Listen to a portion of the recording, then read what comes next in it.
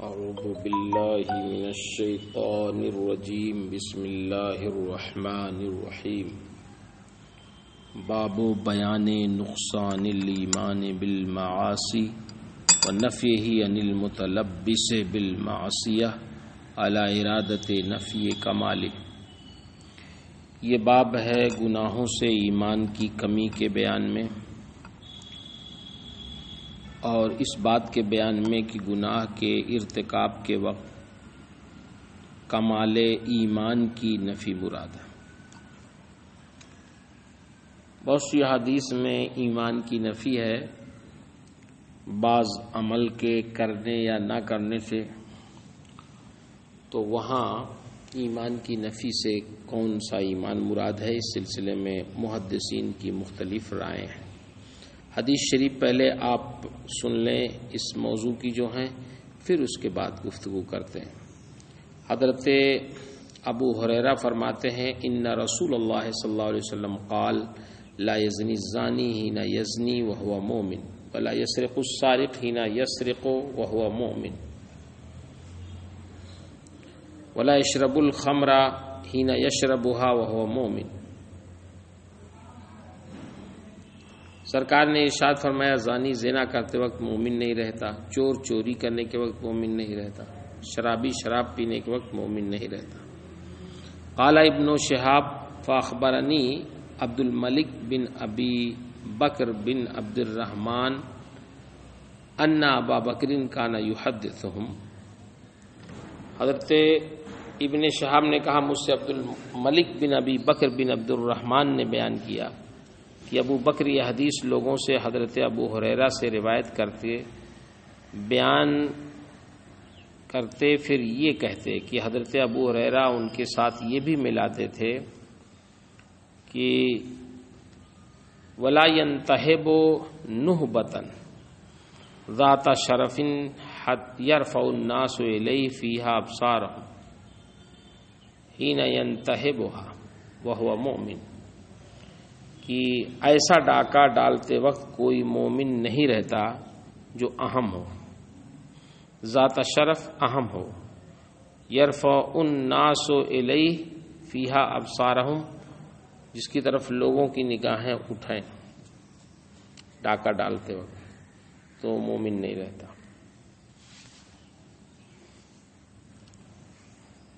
دوسری سند سے بھی انہوں نے اس حدیث کو بیان کیا ہے اور نوبہ کا لفظ ذکر کیا لیکن ذات شرف کا ذکر نہیں کیا۔ امام مسلم نے ایک اور سند سے بھی بیان کیا لیکن اس میں نوبہ کا لفظ بیان نہیں کیا، ذات شرف کا ہے۔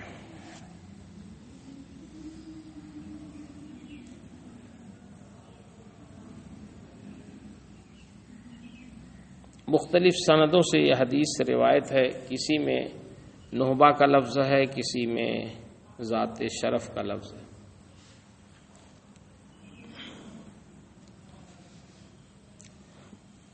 ایک روایت میں ہے وَالتَّوْبَةُ مَعْرُوضَةٌ بَعْدُ، اور اس کے بعد توبہ کی گنجائش رہتی ہے۔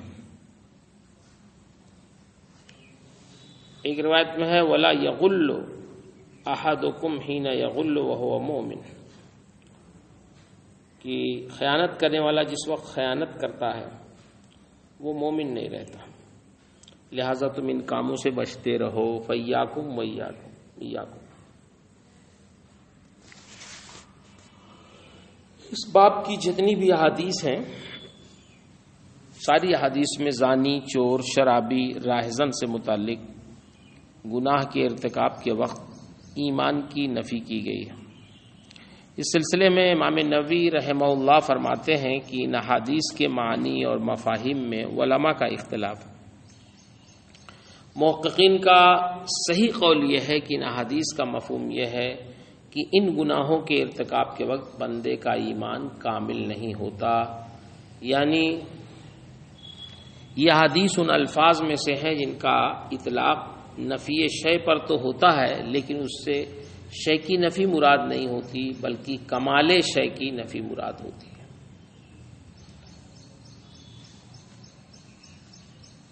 اس طرح سے روایتیں بھی آئی ہیں، لا علم الا ما نفع، لا عیش الا عیش الاخرہ، علم وہی ہے جو نفع دے، علم کامل وہ ہے جو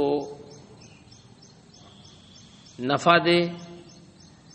اسی طرح دوسری مثال میں کامل زندگی کی نفی مراد ہے، نفس زندگی کی نہیں، کامل زندگی آخرت کی زندگی۔ تو حدیث شریف میں جو باب باندھا ہے امام مسلم نے، اس سے بھی یہی ثابت کرنا چاہا کہ یہاں نفی کمال مراد ہے۔ بعض لوگوں نے اس قسم کی احادیث میں نفس ایمان ہی کی نفی مراد لی ہے، بعض لوگوں نے کہا کہ نور ایمان کی نفی مراد ہے، یعنی ان گناہوں کے وقت ان کے اندر نور ایمان نہیں ہوتا۔ بعض لوگوں نے کہا کہ جو لوگ ایسا گناہ کرتے ہیں اور انہیں علم ہے کہ یہ حرام ہے، اس کے باوجود وہ اس کا ارتکاب حلال سمجھ کے کرتے ہیں، تو ان سے ایمان کی نفی کی گئی ہے۔ اس تقدیر پر یہ حدیث اپنے ظاہر پر محمول ہوگی۔ اور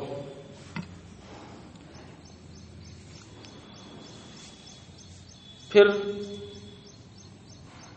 جب ظاہر پر معمول ہوگی تو اس کا مطلب یہ ہوا کہ جو شخص خیانت کرتا ہے، جھوٹ بولتا ہے اور اس کو حلال سمجھ کے کرتا ہے، تو ایسا شخص واقعی وہ مومن نہیں رہتا۔ بہرحال امام نووی رحمہ اللہ نے سارے احتمالات کو محتمل فی فرما کر یہ فرمایا کہ یہی نفی کمال والی بات زیادہ راجح ہے،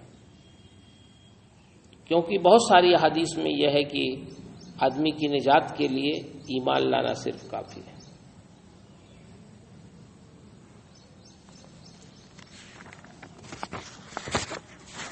باب و بیان خصال المنافق، یہ باب ہے منافق کی خصلتوں کا کے بیان کرنے کا۔ عن عبداللہ بن عمرو قال قال رسول اللہ صلی اللہ علیہ وسلم اربعون من کن فیہ کان منافقا خالصا ومن کانت فیہ خلۃ منہن کانت فیہ خلۃ من نفاق۔ سرکار نے ارشاد فرمایا چار چیزیں ایسی ہیں جس میں پائی جائیں چاروں تو خالص منافق ہوگا، اور جس میں ایک خصلت پائی جائے تو نفاق کی ایک خصلت ہوگی جب تک چھوڑ نہ دے۔ وہ چار چیزیں کیا ہے؟ اذا حدث کذب، گفتگو کرے تو جھوٹ بولے، واذا عاہد غدر، اور جب کوئی معاہدہ کرے تو بے وفائی کرے، توڑ دے، واذا وعد اخلف، اور جب کوئی وعدہ کرے تو وعدہ خلافی کرے، واذا خاصم فجر، جب جھگڑا کرے تو گالی گلوچ کرے۔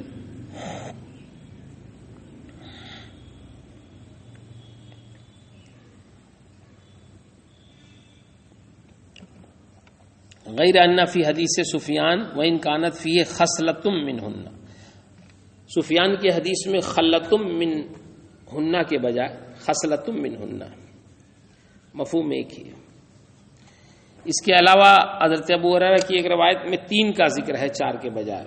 آیت المنافق ثلاث، اذا حدث کذب واذا وعد اخلف واذا اؤتمن خان، کہ منافق کی 3 پہچان ہے، جب گفتگو کرے تو جھوٹ بولے، جب وعدہ کرے تو وعدہ خلافی کرے، اور جب کوئی امانت دی جائے تو اس میں خیانت کرے۔ یہ منافق کی پہچان ہے، یہ مومن کے شان نہیں ہے۔ اسی طرح مختلف سندوں سے بہت ساری روایتیں اس مفہوم کی ہیں۔ نیچے ہے نبی ہریرہ قال قال رسول اللہ صلی اللہ علیہ وسلم من علامات المنافق ثلاث اذا حدث كذب واذا وعد اخلف واذا اؤتمن خان۔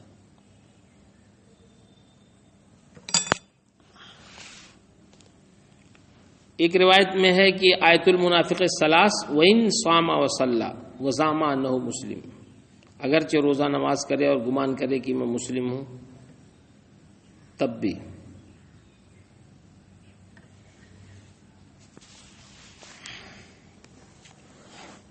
امام نووی فرماتے ہیں کہ محدثین نے اس باب کی احادیث کو مشکلات میں شمار کیا، اس لیے کہ کبھی یہ خصلتیں اس مسلمان میں بھی در آتی ہیں جس کا ایمان پختہ ہوتا ہے، علماء کا اس پر اجماع ہے کہ جسے تصدیق بالقلب اور اقرار باللسان حاصل ہے اور اس میں یہ خصلتیں پائی جاتی ہیں، پھر بھی اس پر کافر یا منافق کا حکم نہیں لگایا جا سکتا، لہٰذا اس قسم کی احادیث کو ظاہر پر محمول نہیں کریں گے۔ علماء کرام نے ان احادیث کی مختلف توجیحات کی ہیں، لیکن محققین اور اکثر محدثین نے اس کی جو توجیح کی ہے اور جو توجیح صحیح اور مختار ہے وہ یہ ہے کہ ان احادیث کا مفہوم یہ ہے کہ یہ نفاق کی خصلتیں ہیں، اور جس شخص میں یہ خصلتیں پائی جائیں گی وہ ان عادات و اطوار میں منافقین کے مشابہ ہوگا، کیونکہ نفاق باطن کے خلاف ظاہر کرنے کا نام ہے، اور یہ ایک ایسا قبیح وصف ہے جو ان خصلتوں کے حامل شخص میں پایا جاتا ہے۔ اسی کے ساتھ یہ بھی ہے کہ اس کا یہ نفاق اس کے حق میں ہوگا جس سے اس نے جھوٹ بولا، یا جس سے اس نے وعدہ خلافی کی، یا جس کی امانت میں اس نے خیانت کی، یا جس سے اس نے گالی گلوچ کی۔ یعنی ایسا نہیں ہوگا کہ ان خصلتوں کے پائے جانے سے وہی اسلام یا ایمان میں منافق ہوگا، کیونکہ ایمان میں اس کا ظاہر باطن کے خلاف نہیں ہے۔ نبی کریم صلی اللہ علیہ وسلم کا اس حدیث سے یہ مقصود نہیں کہ ان خصلتوں کا حامل شخص منافق یا کافر ہوگا اور ہمیشہ جہنم میں رہے گا، یہ مطلب نہیں۔ بعض محدثین کا موقف یہ ہے کہ ان حدیث سے وہ شخص مراد ہے جس میں عموماً یہ خصلتیں پائی جاتی ہیں، لہٰذا جس میں کبھی یا شاذ و نادر یہ خصلتیں پائی جاتی ہیں وہ اس حکم میں داخل نہیں۔ امام ترمذی فرماتے ہیں کہ ان حدیث سے نفاق فی العمل مراد ہے، نفاق فی الاعتقاد نہیں۔ نفاق عملی سے کفر کا حکم عائد نہیں ہوتا۔ محدثین کی ایک جماعت کا موقف یہ ہے کہ ان احادیث سے عہد رسالت کے منافقین مراد ہیں، کیونکہ انہوں نے باطن کے خلاف اپنا ایمان ظاہر کیا، دین کی امانت میں خیانت کی، دین کی حمایت اور نصرت کا وعدہ کیا تھا، پھر وہ اپنے وعدے سے مکر گیا، لڑائی جھگڑے میں ناحق کی پیروی کی، یہ مراد ہے۔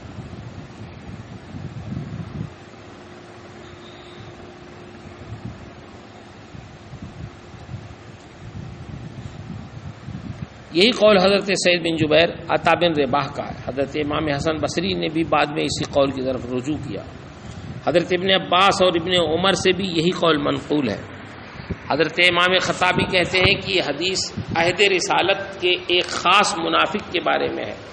سرکار کی عادت یہ تھی کہ وہ صراحت کے ساتھ یہ نہیں فرماتے تھے کہ فلاں منافق ہے، بلکہ نفاق کی جو خصلتیں اس میں پائی جاتی تھیں ان کے ذکر سے اس کی طرف اشارہ کر دیا تھا۔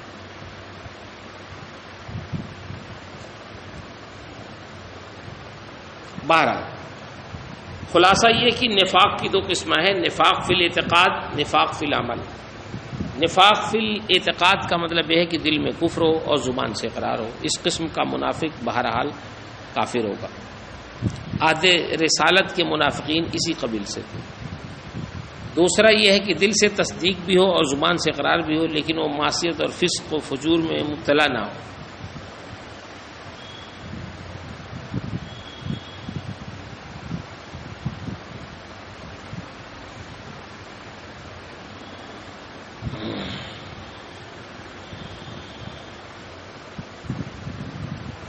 اس قسم کے نفاق سے کفر عائد نہیں ہوتا۔ اس باب کی احادیث میں نفاق سے اس قسم کا اسی دوسری قسم کا نفاق مراد ہے، یعنی نفاق فی العمل، یعنی ایمان کے شاعر نشان تو یہی بات ہے کہ ایک مومن ان بری خصلتوں سے خود کو دور رکھے، لیکن اس نے اگر ایسا نہیں کیا اور ان برے کاموں میں گرفتار رہا تو وہ ایمان و اسلام کے ثمرات سے محروم رہے گا، ایمان سے خارج نہیں ہوگا۔